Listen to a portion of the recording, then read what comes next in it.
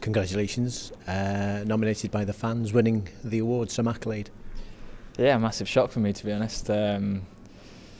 Yeah, amazing that they do that they vote for me. It's been an unforgettable year for everyone involved, so this is the icing on the cake for me.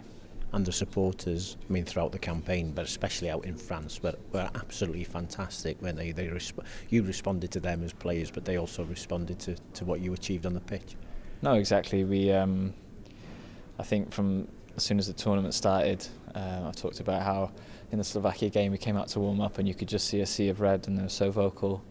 And then I think one of the things that stands out from the tournament was probably the first national anthem as well. I think the lads still talk about it now. I think you saw how much it meant to the fans, how much it meant to the players, and the supporters were a huge part of what we did in the summer. And I think it gave us, it made us feel very proud how much I think it meant to everyone back home.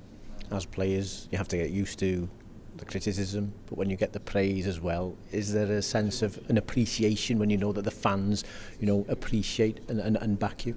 Yeah, of course, that's what it's all about. It's every time we represent Wales and put on that shirt, that's exactly who we're representing, the fans, and they've had to stick with us through some disappointments, some lows, but they've been patient, and I think finally now for the players it's great that we've been able to reward them in the way we did in the summer. And I think having had a taste of that, all the lads here are really ambitious now to try and go and do it again, and make it something regular for Wales.